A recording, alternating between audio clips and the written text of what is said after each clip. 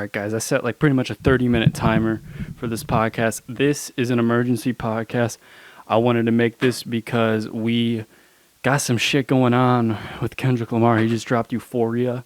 This is a brand new diss track in response to Push-Ups, because Push-Ups was a response to like that. Look, before we get into that, if anyone's in the Milwaukee area, this is how I'm going to plug. Call 414-253-8136 or Collins Cuts 414 on Instagram. You already know. I just decided to shoot this before lawn mowing. I was trying to squeeze it in today. Today's literally Tuesday. You guys are probably seeing this Wednesday. I got a lot of shit going on right now with my lawn mowing business and stuff, so I've been like busy. Kind of why I had to forget about the podcast last week. But you guys don't give a shit about that if you're clicking on this. Look, what you care about is if you're team fucking Drake or team Kendrick. It's a lot of dumb shit. You're probably asking, why does a 23-year-old white man give a hoot about this? Shout out Ovio. I'm sorry, I'm not team Drake. No, I mean, look, I am personally not a Drake hater by any means, but I do think Kendrick is winning the beef right now. I mean, look, Like That went crazy, and he was only really a feature on that, and it was a warning shot. All right. So let's do the timeline of events to kind of like get this shit down. So first, Kendrick dropped Like That, and like with Future and Metro on We Never Trust You, or what the fuck is it called? Yeah. We don't, well, who gives a fuck? Who gives a fuck? You guys get the point. You know what's going on. All right.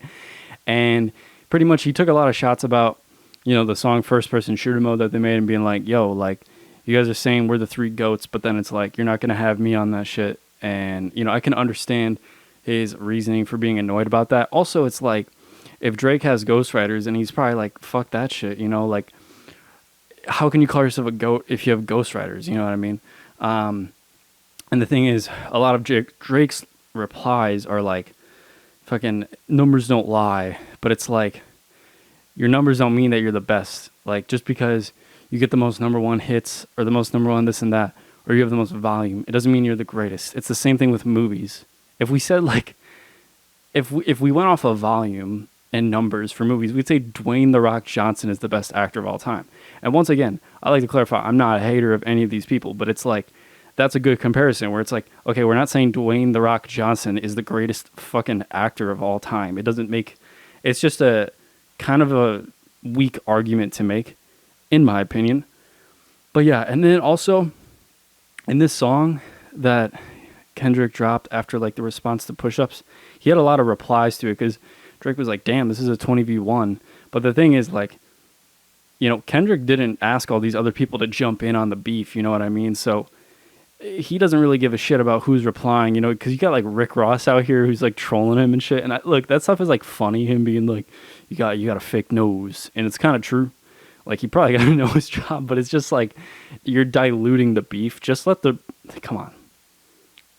real ones go at it. You know what I mean? Let Kendrick do his thing. And I don't even want to get into the J. Cole shit because it's like, what's the point? All right. I don't want to give that shit attention. Apologizing after taking the swing. You know what I mean? It's like, I don't know. It's just so funny being like, yo, I'm going to drop a 4.5 minute diss song on my new album that comes out. I'll wait, and then I'm apologize and take it off. But hey, at least the first week we had it up so that we could run up the numbers on the album. It's funny because if he didn't do that shit, the album wouldn't have popped off nearly as well without Kendrick's name. And also, like, it's just, there's just so much shit to say. Like, my brain is all over the place with this shit. And back to the whole like 20v1 thing, he pretty much reversed it. It was like, it's 1v20 when I'm fucking fighting your ghostwriters. Pretty much just being like, bro, I'm writing my own shit. You're not writing your own shit. So I thought that was a pretty good shot at him. He also took shots at his son. Not like actually like, yo, fuck you, Adonis. But it was more kind of like, yo, you're not around as a father the way that I'm around as a father kind of thing.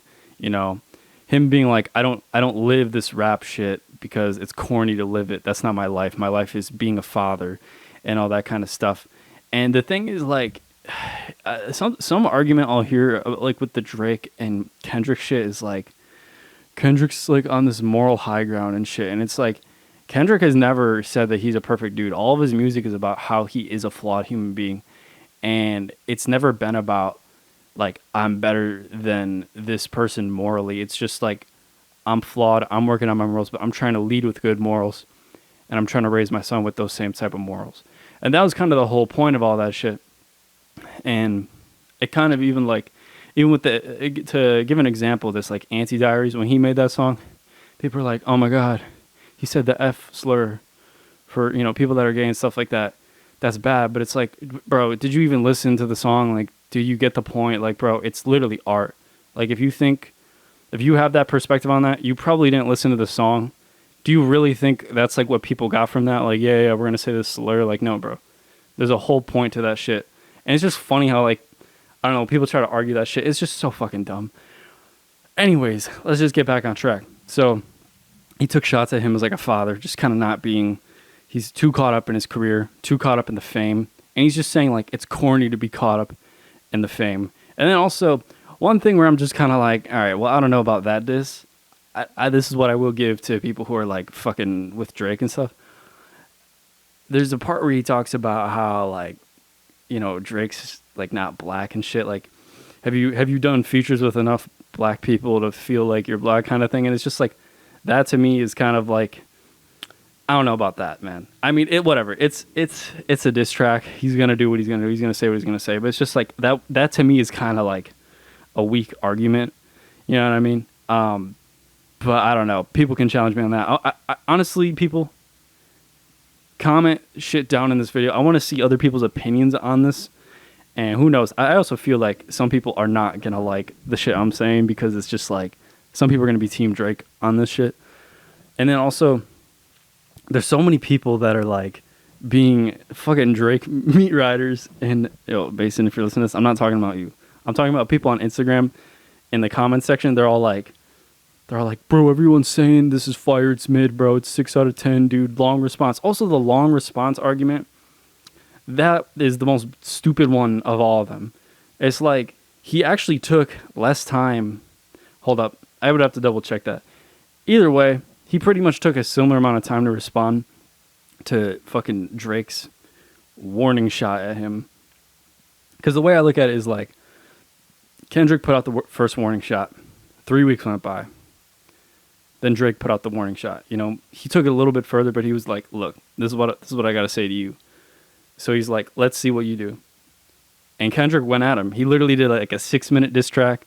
So my thoughts on like what's going to happen now is Drake's definitely going to reply. We'll see how quick it happens. I think it'd be dope if he does it quick, because I feel like that's kind of the move now. Because I think it's the peak of the beef. It's not going to get crazier than this. And I feel like we see this, at least music wise, the beef happening for like probably 2 more weeks. And then we're going to be like, oh, that was cool. And then Kendrick's going to drop an album, and then that's going to be hyped. There's probably going to be more shit talk back and forth. Maybe other stuff will happen with different artists, and then it'll fizzle out in a month or two. Like, all of this will probably be gone in like a month or two. But when all's said and done, I think it just depends on how Drake responds to this. I think he has to, you know what I mean? Dude dropped a 6-minute diss track on his head. Like, Euphoria had like 3 beat switches.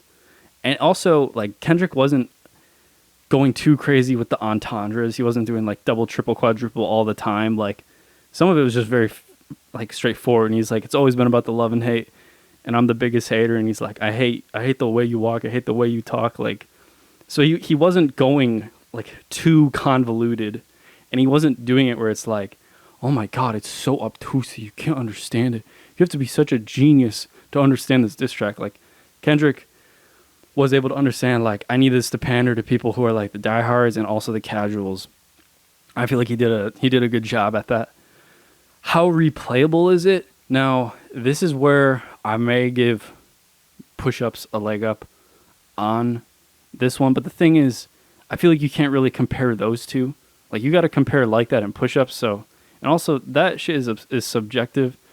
Like, the first warning shots from each of them, I feel like they were both solid. Like, they were both bangers, and you're going to play them both for a long time. So really, I feel like those were pretty equal, in my opinion. So I feel like to even give an opinion now, it's just like, I'm talking in loops, but Drake's got to reply.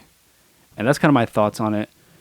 He said other stuff. He mentioned the Pusha T diss, which is expected. Like, he's talking about pushing P, but you won't push a T, and pretty much, I sound so fucking stupid reading lyrics, but you get what I'm saying. Like, it's yeah, we'll see what happens from here. And then what else? I mean, he definitely said a lot of other things. I'm just, it's like I'm blanking on it right now, and I don't want to have my like laptop in front of me the whole time. What else did he say? I mean, he said stuff. That's it. He says stuff. Yeah, I don't know. We'll see what happens from here. I think he's going to respond pretty quickly. I could see Drake literally responding. Who knows? Maybe he'll be like, fuck it, respond the next day. Like, maybe when I drop this, he will have already dropped something. Because that would be dope if he dropped something right away. I also think the way that Drake has handled the beef, he's actually handled it pretty well. Especially compared to fucking J. Cole, man. What the hell did J. Cole do? Like, I know enough people have talked about this, so I don't need to address that whole thing. But man, what the hell? And then he also said stuff about like Sexy Red and stuff, which I thought was kind of funny. Name dropping that. He name dropped Lil Yachty too, just being like, I don't care who you hang with, like you're still a cornball. Like you're not gonna be cool just because you hang out with other cool people. Pretty much just saying like, just because you're associated with these people doesn't mean I'm gonna fuck with you. So yeah, I don't know. I thought the flows were great. He switched it up. He did all different things. He did different repetitions. Like, he did a lot of different stuff. I'm not going to analyze the whole song. If you guys want to listen to someone who's going to analyze music, go do that. This is just an opinion piece. And then here's just my general opinions on the artists themselves, just in their own, like, individual careers. I feel like Drake's just always been the artist who drops every year. He's able to get the radio hits, and he knows how to ride the waves and ride the trends, but he doesn't have that thing where it's like, this is him. You know, you could maybe say his R&B shit, but then that would make him like, he'd be known for something that's not his rapping. You know what I mean? And he's mainly known as a rap artist. And look, I'm not saying he's a bad rapper. I think he's pretty solid. I just don't think he's top 5, top 10. I just think there's like, I can probably name 10 rappers where I'm like, they probably have a more impactful legacy than Drake. You know what I mean? Drake will always be like, I used this comparison the other day. It's like Drake will always be the artist that everyone plays at like the wedding. You know what I mean? But then like Kendrick will be the artist that people play when like the homies haven't seen each other in 10 years and they're all linking back up again, and they're like, you know, we got to throw on Good Kid, Mad City. Like, you know what I mean? That's for me. They're going to throw on songs from To Pimp a Butterfly. And even the accolades of Kendrick's albums speak for themselves. They just hold so much more weight than Drake's albums. You know, Kendrick is more of an album artist than a singles artist. But he can still make singles when he decides to. It's just he decides to show more of a range when it comes to the approaches of the music. In a way that's genuine, though. Like, Drake, don't get me wrong, I still think it's skillful what he can do with different accents and all that kind of different stuff. But that was one of the other disses that Kendrick kind of made, too, where it's like, yo, you're trying to ride, like, the fucking coattails of this trend or that trend. Like, trying to do drill, trying to do UK, trying to do more of, I can't even think of the term for it. But the point is, he tries to do a lot of other styles, and it's like, I guess you could say it's paying homage, but some people may also take that as like cultural appropriation. But that's not for me to have an opinion on. So I'll let you guys decide on that one. But that's kind of my thoughts on that. I'm trying to think if there's anything else to address. A$AP Rocky, bro. Why? Being like, yeah, like, I smashed like my wife before you smashed her, but then it's just such a weird. It was such a weird diss. Like, bro, like, come on with an album. It's been fucking 6-7 years. Like, I'm not trying to be an A$AP Rocky hater, but it's like, if you're gonna jump in on this beef, like, bro, you gotta back it up. Like, you've been just only hopping on features here and there for the past 6 years, and then doing your fashion shit, which, like, good for you on that, but like, bro, if you're gonna get involved in shit again, like, come on, like, make your own shit. Like, that's just my take. Man, I sound like such a hater. It's crazy. Oh man, I might get flack for this. Anyways, yeah, I'm trying to think what else. Who else we got on the radar? Yeah, I don't know. That's pretty much my thoughts. I should probably keep it short today. Yeah, last week the podcast didn't come out because it was just we had so many issues with the camera, me and Max, and that was on me. The battery, like I didn't charge it ahead of time, so we recorded 15 minutes. Then we were trying to record on an iPhone, and then the iPhone wouldn't load in Sony Vegas. It was just chaos. And guys, I got like finals going on right now, and then I also have a lawn mowing business I've been trying to build. Collins Cuts, you already know. Man, call me 414-253-8136 if you want an estimate for your yard. And yeah, I got like 70 yards right now, straight up. So it's been literally chaos. And then I've also been doing some social media marketing for a plumbing company. I'm going to keep that on the DL though. But that's something I've been doing on the side as well. So, your boy's just growing up a bit. But I am trying to up the production of this podcast in the next month or two. I will be getting 2 cameras for sure by June. By June, we'll have different angles and shit. We're going to go full throttle on reels. I'm going to try to literally pump out a reel a day on like all platforms and shit. So we're going to try to go hard on that. And then I just found a thumbnail editor. I'm just filling anyone in who's made it this far, who even gives a crap about these details. So, it's just, I'm trying to expand this shit. I'm trying to make it more legit and stuff. And yeah, that's pretty much all my thoughts. I'll probably make another episode again if Drake replies, because I got now I got to keep my thumb on the pulse or the finger on the pulse or the freaking big toe on the pulse. I'm sorry, that was bad. That was a terrible joke. But anyways, yeah, that's pretty much it. Leave a like, subscribe, follow the Instagram and TikTok account if you guys don't like to watch the full podcast. But if you made it this far, you probably do. But if you just want to see the clips and how they're edited and shit, go do that. Also, another thing, anyone who is like, why haven't you interviewed me yet? I swear to God, if anyone takes it personal, I'm going to be so fucking annoyed. I want to have everyone on the podcast at some point, but I think it's good to not have everyone on that are like my close friends right away, because I'm trying to interview people that I also don't know that well. I don't want it to just be the homies all the time. So I kind of want to do like different shit. I kind of want to interview a few business owners and shit like that, kind of do entrepreneur content. And I just want to like change it up a bit. But I'm definitely going to continue to have people on. It's also just a matter of timing of being like, okay, we have to come up with an angle on what this podcast is going to be about and having the right timing for that, like there's this one friend of mine I want to have on who we want to talk about Kanye shit. But I was like thinking, man, is he going to drop Vultures 2? Because apparently he's supposed to drop Vultures 2 in like a week. So I'm thinking if Vultures 2 drops, then shit, I might call him up and be like, yo, let's shoot this right now. Let's talk about it. I'll get it up quick. I'm trying to like do stuff like that where it's like, okay, this is stuff that people really care about right now. And it's stuff that I care about with someone else who also cares about it.